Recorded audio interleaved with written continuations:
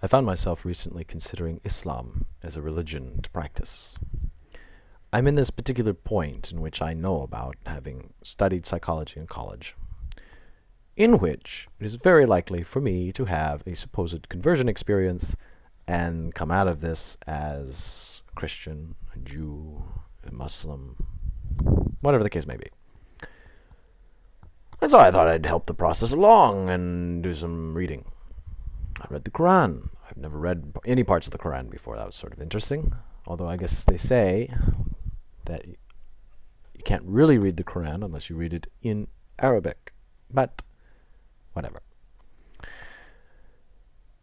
It was all going so well until I got to that hell part, where it showed the non-believer at the foot of God and said, wait a second, now I see you, send me back to earth, I'll be more righteous than anyone there, having seen you now. And God says, no, too late. And he does this at the poor soul for eternity.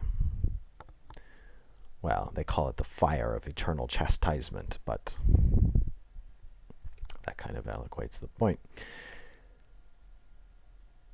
Interestingly enough, shortly thereafter in the scripture, it says something like, what does God have to gain for punishing those who believe in him? To which I would like to scream at Muhammad, the person who wrote the Quran apparently, what does God have to gain from punishing those who don't? Anything that we have, we only have because God gave it to us. It's like the government. The government can't solve your problems. All the government can do is give your money back to you in whatever form the law says. What does God have to gain?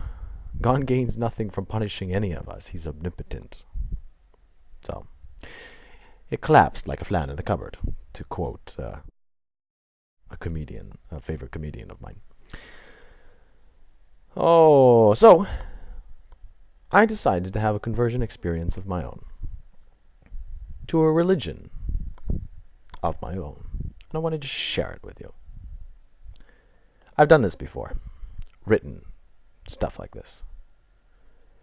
And it's not to impress anyone, it's not to convert anyone, it's not to do anything other than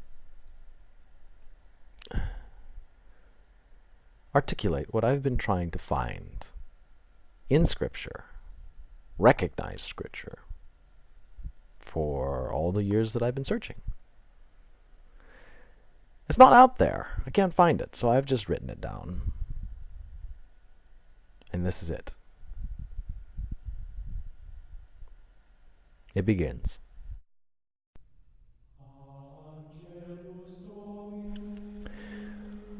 God decrees, the only criterion for differing right from wrong. The only criterion is truth. And truth is that which exists in spite of man's fantasy. As the shadow of a hand exists, contingent upon the hand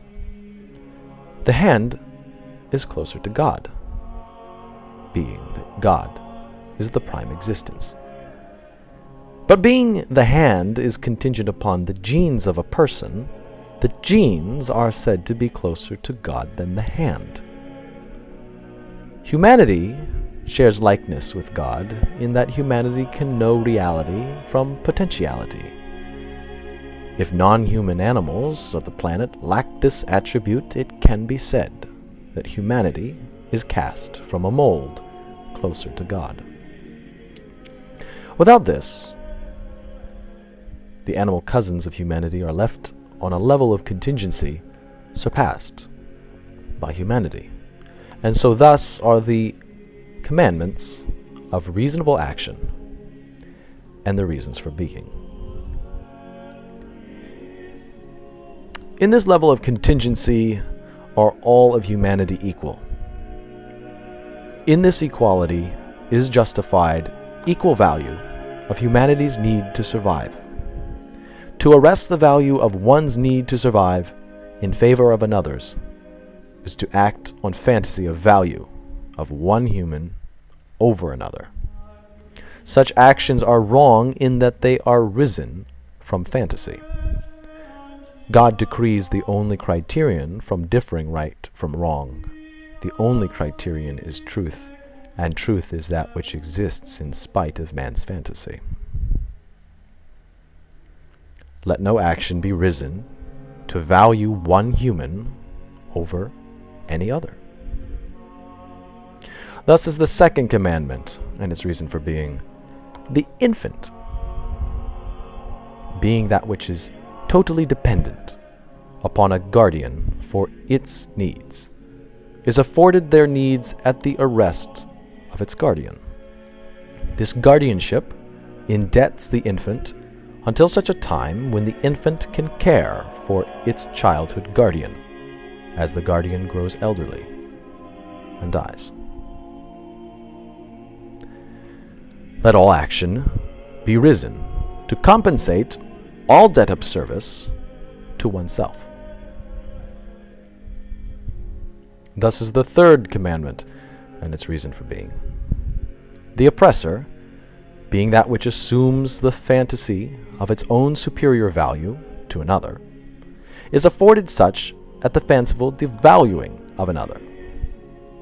This fantasy, oppressed upon another, is rightfully rejected by the other in any way that does not in turn result in the devaluing of the would-be oppressor below that of the would-be oppressed.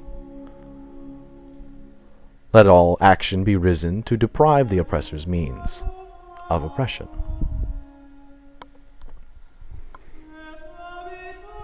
I don't think it needs to be any more complicated than that.